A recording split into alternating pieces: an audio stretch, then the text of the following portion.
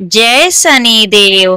प्यारे भक्तों, आज शनिवार के दिन सुनेंगे शनिवार शनि भगवान की व्रत कथा। भक्तों, शनि देव न्याय के देवता हैं। वे कर्मों के अनुसार फल देते हैं। व्रत से वे प्रसन्न होकर शुभ फल देते हैं। शनिवार के व्रत और कथा सुनने से साढ़े साती और दया के दुष्प्रभाव कम होते हैं। कष्ट, रोग, ऋण और नैनिक मामलों में राहत मिलती है। भूत प्रेत बाधा, नकारात्मक ऊर्जा और दुर्भाग्य दूर होता है। कर्म में शुद्धि और आत्मिक बल प्राप्त होता है। आइए जानते हैं शनिवार व्रत की विधि और उपाय। फिर सुनेंगे कथा। भक्तों, सबसे पहले स्नान कर शुद्ध वस्त्र पहने।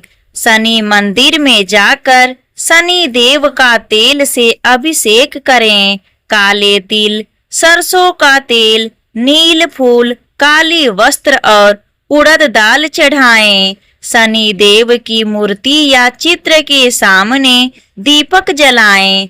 ओम संग शनिचराय नमः मंत्र का कम से कम 108 बार जप करें। शनि चालीसा, शनि स्रोत या दशनामावली का पाठ करें। दिन भर उपवास रखें। यदि संभव हो तो फलाहार करें। गाय को चारा, कुत्तों को रोटी, काले कुत्तों को तेल लगी रोटी खिलाना शुभ होता है। गरीबों भिखारियों को दान दें। विशेषकर काले वस्त्र, तिल, लोहा, छाता, जूते आदि। आइए जानते हैं शनिवार के विशेष उपाय। भक्तों, कर्ज से मुक्ति के लिए पीपल के वृक्ष के नीचे दीपक जलाकर 7 परिक्रमा करें। शत्रु बाधा से मुक्ति पाने के लिए शनि देव को काले तिल व लोहे का छल्ला चढ़ाएं। नौकरी या फिर व्यवसाय में रुकावट, शनि स्रोत हनुमान जी से संबंधित भी का नियमित पाठ करें। कोर्ट केस सफलता, शनिवार को काले कुत्ते को सरसों का तेल लगी रोटी दें। संतान बाधा को दूर करने के लिए काले घोड़े की नाल से बना छल्ला धारण करें। दुर्भाग्य से बचने के लिए हर शनिवार को पीपल के वृक्ष पर जल चढ़ाकर शनि मंत्र का जाप करें। भक्तों, शनिवार के दिन इन बातों का ध्यान रखें, जैसे शनिवार के दिन नाखून ना काटें, तेल ना निकालें और दाढ़ी बाल ना कटवाएं। ऐसा करना अशुभ माना जाता है। यदि आप व्रत नहीं कर सकते तो शनि मंत्र का जप, दान और सादा आचरण अपना कर भी शनि देव की कृपा पा सकते हैं। अब आइए सुनते हैं शनिवार शनि भगवान की व्रत कथा। एक समय स्वर्ग लोक में सबसे बड़ा कौन, यह प्रश्नों को लेकर 9 ग्रहों में वाद विवाद हो गया। विवाद इतना बढ़ गया कि परस्पर भयंकर युद्ध की स्थिति बन गई। निर्णय के लिए सभी देवता देवराज इंद्र के पास पहुँचे और बोले, हे देवराज, आपको निर्णय करना होगा कि हम में से सबसे बड़ा कौन है। देवताओं का प्रश्न सुनकर देवराज इंद्र उलझन में पड़ गए। इंद्र बोले, मैं इस प्रश्न का उत्तर देने में असमर्थ हूँ। हम सभी पृथ्वी लोक में उज्जैनी नगरी में राजा विक्रमादित्य के पास चलते हैं। देवराज इंद्र सहित सभी ग्रह यानी कि सभी देवता उज्जैनी नगरी पहुँचे। महल में पहुंचकर जब देवताओं ने उनसे अपना प्रश्न पूछा तो राजा विक्रमादित्य भी कुछ देर के लिए परेशान हो उठे, क्योंकि सभी देवता अपनी अपनी शक्तियों के कारण महान थे। किसी को भी छोटा बताना या बड़ा कह देना उनके क्रोध के प्रकोप से भयंकर हानि पहुंच सकती थी। अचानक राजा विक्रमादित्य को एक उपाय सूझा और उन्होंने विभिन्न धातुओं जैसे स्वर्ण, रजत, कांसा, तम्रक, सीसा, रांगा, जस्ता, अभ्रक व लोहे के 9 आसन बनवाए। धातुओं के गुण के अनुसार सभी आसनों को एक दूसरे के पीछे रखकर उन्होंने देवताओं को अपने अपने सिंहासन पर बैठने को कहा।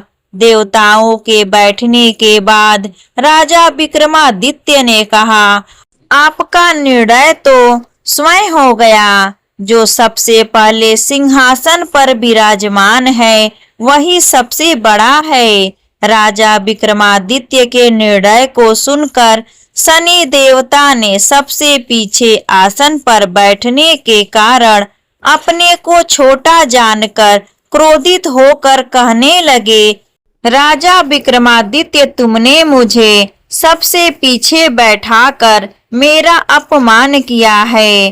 तुम मेरी शक्तियों से परिचित नहीं हो। मैं तुम्हारा सर्वनाश कर दूंगा। शनि देव ने कहा, सूर्य 1 राशि पर 1 महीने, चंद्रमा 2.25 दिन, मंगल 1.5 महीने, बुध और शुक्र 1 महीने, बृहस्पति 13 महीने रहते हैं। लेकिन मैं किसी राशि पर 7 वर्ष तक रहता हूँ। बड़े बड़े देवताओं को मैंने अपने प्रकोप से पीड़ित किया है। राम को 7.5 के कारण ही वन में जाकर रहना पड़ा और रावण को 7.5 के कारण ही युद्ध में मृत्यु का शिकार बनना पड़ा। राजा, अब तू भी मेरे प्रकोप से नहीं बच सकता। इसके बाद अनेक ग्रहों के देवता तो प्रसन्नता के साथ चले गए, परंतु शनि भगवान बड़े क्रोध के साथ वहां से विदा हुए। राजा विक्रमादित्य पहले की तरह ही न्याय करते रहे। उनके राज्य में सभी स्त्री पुरुष बहुत आनंद से जीवन यापन कर रहे थे। कुछ दिन ऐसे ही बीत गए। उधर शनि देवता अपने अपमान को भूल नहीं पाए थे।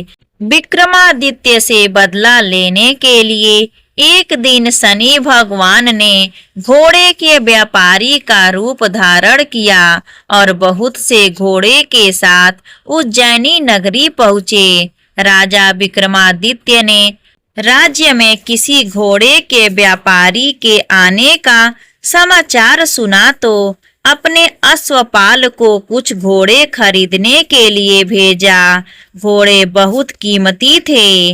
अशोकपाल ने जब वापस लौटकर इस संबंध में बताया तो राजा विक्रमादित्य ने स्वयं आकर एक सुंदर व शक्तिशाली घोड़े को पसंद किया। घोड़े की चाल देखने के लिए राजा उस घोड़े पर सवार हुए तो वह घोड़ा बिजली की गति से दौड़ पड़ा। तेजी से दौड़ता घोड़ा राजा को दूर एक जंगल में ले गया और फिर राजा को वहां गिराकर जंगल में कहीं गायब हो गया। राजा अपने नगर को लौटने के लिए जंगल में भटकने लगा, लेकिन उन्हें लौटने का कोई रास्ता नहीं मिला। राजा को भूख प्यास लग गई। बहुत घूमने पर उसे एक चरवाहा मिला। राजा ने उससे पानी मांगा। पानी पीकर राजा ने उस चरवाहे को अपनी अंगूठी दे दी। फिर उससे रास्ता पूछकर वह जंगल से निकलकर पास के नगर में पहुंचा। राजा ने एक सेठ की दुकान पर बैठकर कुछ देर आराम किया। उस सेठ ने राजा से बातचीत की तो राजा ने उसे बताया कि मैं उज्जैनी नगरी से आया हूँ।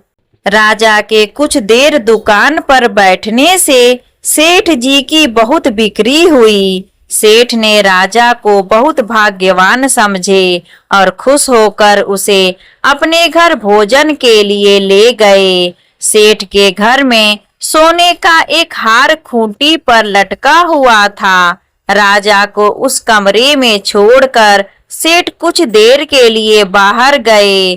तभी एक आश्चर्यजनक घटना घटी।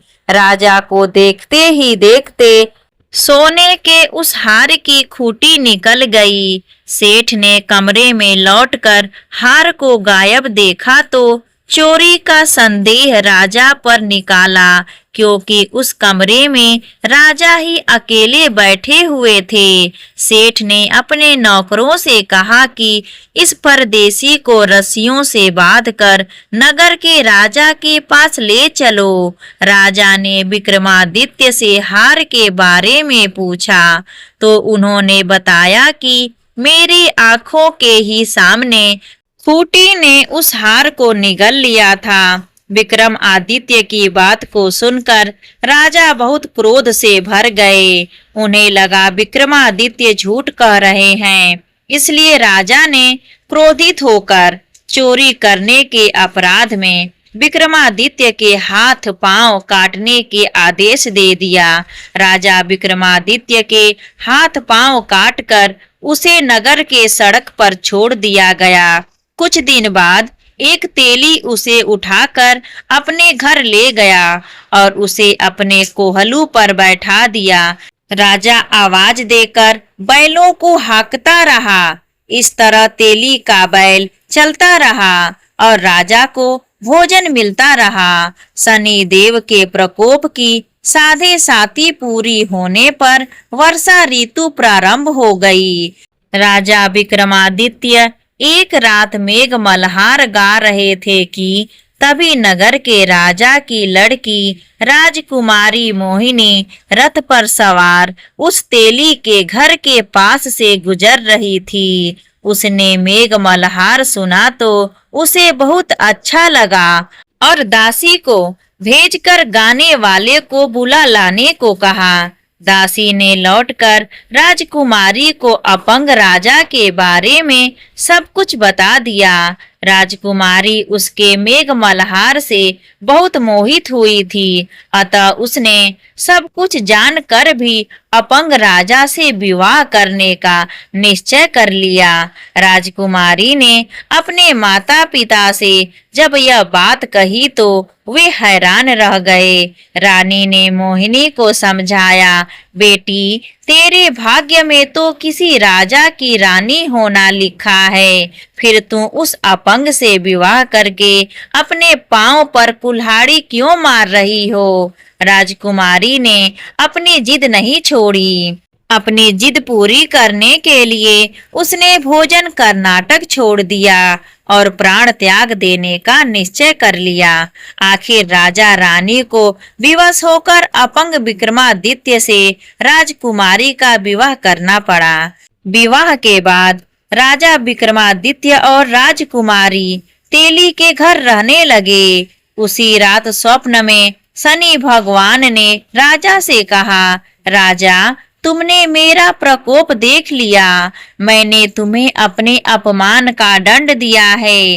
राजा ने शनि भगवान से हाथ जोड़कर क्षमा प्रार्थना की। हे भगवान, आपने जितना दुख मुझे दिया अन्य किसी को ना देना। शनि भगवान ने कुछ सोच कर कहा, राजा मैं तुम्हारी प्रार्थना स्वीकार करता हूँ। जो कोई स्त्री पुरुष मेरा पूजा करेगा, शनिवार को व्रत करके मेरी व्रत कथा सुनेंगे, उस पर मेरी अनुकंपा सदा बनी रहेगी। प्रातः काल राजा विक्रमादित्य की नींद खुली तो उसने अपने हाथ पांव देखकर राजा को बहुत खुशी हुई। उसने मन ही मन शनि भगवान को प्रणाम किया। राजकुमारी भी राजा को हाथ पांव सहित सलाम देखकर आश्चर्य में डूब गई। तब राजा विक्रमादित्य ने अपना परिचय देते हुए शनि भगवान की प्रकोप की सारी कहानी सुनाई। सेठ को जब इस बात का पता चला तो दौड़ता हुआ तेली के घर पहुंचा और राजा के चरणों में गिरकर क्षमा मांगने लगा। राजा ने उसे क्षमा कर दिया, क्योंकि यह सब तो शनि भगवान के प्रकोप से हुआ था। सेठ राजा को अपने घर ले गया और उसे भोजन कराया। भोजन करते समय वहां एक अनोखी घटना घटी। सबके देखते देखते उस खूंटी ने हार को उगल दिया। सेठ जी ने अपनी बेटी का विवाह भी राजा के साथ कर दिया और बहुत से स्वर्ण आभूषण धन आदि देकर राजा को विदा किया। राजा विक्रमादित्य राजकुमारी मोहिनी और सेठ के साथ उज्जैनी नगरी पहुँचे तो नगर वासियों ने हर्ष से उनका स्वागत किया। अगले दिन राजा विक्रमादित्य ने पूरे राज्य में घोषणा कराई कि शनि देव सब देवों से सर्वश्रेष्ठ हैं। प्रत्येक स्त्री पुरुष शनिवार का उनको व्रत करें और व्रत कथा अवश्य सुने। राजा विक्रमादित्य की घोषणा से शनि देव बहुत प्रसन्न हुए। शनिवार का व्रत करने और व्रत कथा सुनने के कारण सभी लोगों की मनोकामनाएं शनि देव की अनुकंपा से पूरी होने लगी। सभी लोग आनंद पूर्वक रहने लगे। प्रेम से बोलिए शनि महाराज की जय। हे शनि महाराज, आपकी कथा कहने वाले, सुनने वाले, हुकार भरने वाले सभी भक्तों की सभी मनोकामना को पूर्ण करना, सभी के कष्टों को दूर करना। प्रेम से बोलिए शनि महाराज की जय।